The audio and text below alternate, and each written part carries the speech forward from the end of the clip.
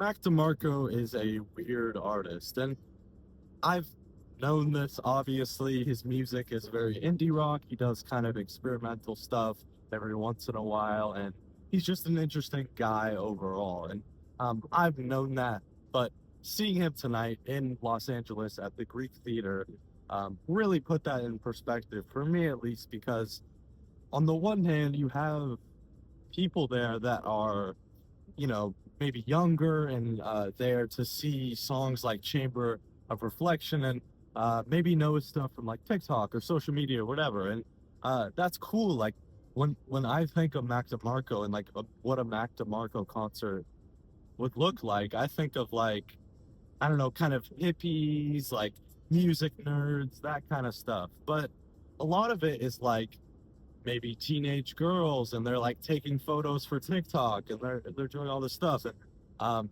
there's a part of that that feels a little performative, but I don't want to be that guy, so that's not what I'm going to talk about. But um, it's just interesting that he can put on a 2 hour show of like music that doesn't really fit in the current climate, the current culture of relevant music today.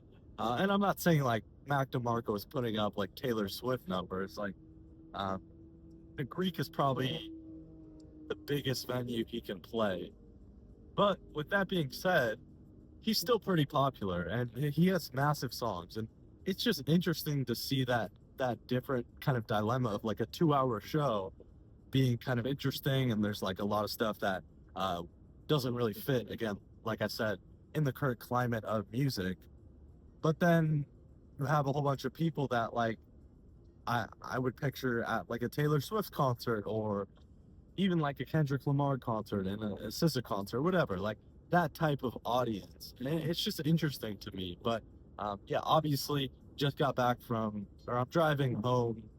Well, I'm not driving actually home because I don't live in Los Angeles, but I'm driving to an Airbnb right now after seeing Mac DeMarco, and it was a great show. But I will say, like, it did surprise me with how chill it was, and that is a positive in my opinion. But I saw a lot of videos, like, or I've seen a lot of videos of older Mac DeMarco concerts, and a lot of times they were super chaotic.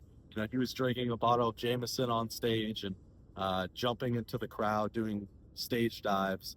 And this show was not that. And I think it's cool that he has kind of mellowed out. And I also have so much respect for Mac for putting on a show that's like 70% like kind of acousticy and almost lo-fi.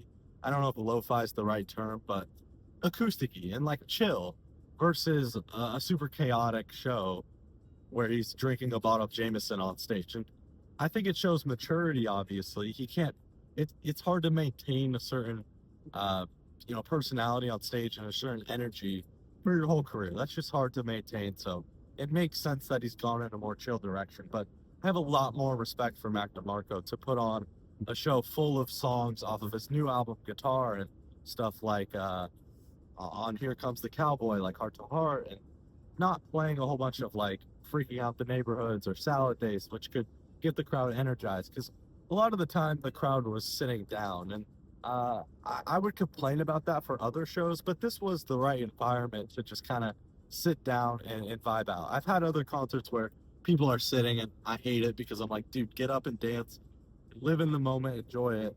But this was the right environment to sit down for most of it. But people stood up when like Chamber of Reflection came on and Freaking Out the Neighborhood came on. But yeah, it was a great show. Back to Marco is really good live. I thought the band was really good. Daryl Johns is incredible. He was the opener as well. He was really good as an opener. I really liked his latest album, and I think it's his only album actually. But if you haven't checked out Daryl Johns' record, it's really good. He put on a great show for the opening act, and when he played with Mac, super tight. He was playing bass when he played with Mac, and the whole band was super tight.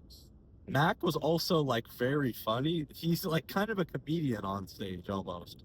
He has like a super quirky and silly energy to him, and he's just kind of like rambling, but it's funny. Like it keeps up a good vibe within the show. It doesn't seem like he's just kind of doing his routine up there, getting on stage, getting off. Like he's trying to have fun with it. He's trying to engage with the audience, and I like that. I think it shows personality within the artist when they're cracking jokes and all this kind of stuff. So it was a great show. I would recommend, and I will say, I've had my criticisms of his newest record, but a lot of the songs were much better live.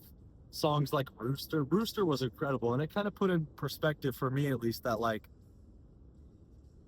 if some of these songs were taken to another level with maybe some more you know band members playing along and maybe fully fledging out these more acoustic songs that kind of feel like demos. But I went over that in my review of the album. I said the fact that it kind of sounds like demos is a good thing, but that's besides the point. A lot of these songs were absolutely incredible live. Rooster, that little part where it goes la la, and then it keeps building. That was incredible with the band. Songs like Home, Holy as well. Holy was incredible with the band. They did like a little added jam at the end, so I think I have a newfound respect for the album guitar now, having seen it live. Um, yeah, I mean, Freaking Out the Neighborhood was great. Like when he played the hit songs, it brought the energy, and he could do a whole show like that. But again, I respect him for going in the more chill, lo-fi kind of vibe of the show. It was nice, and I haven't been to the Greek Theater. This was my first time going to the Greek Theater, so it was nice.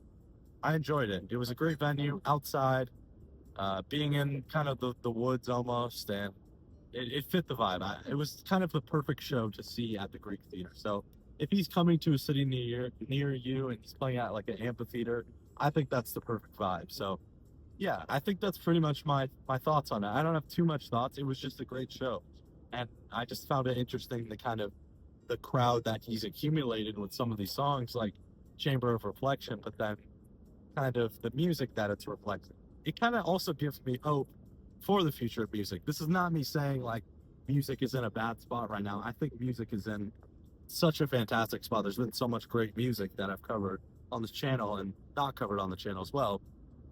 So that's not me saying there's not good music coming out, but it's also me saying like the younger generations have a respect um, for kind of just basic guitar music, if that makes sense. So yeah, that's my thoughts. Let me know if you're going to a Mac DeMarco tour, guitar tour show, and what city did you already go? Let me know your thoughts on it. Yeah, the comments down below. See you guys on the next one. I'm going to see Oasis this week. I'm super excited about that. So I'll probably do a review on that. So peace.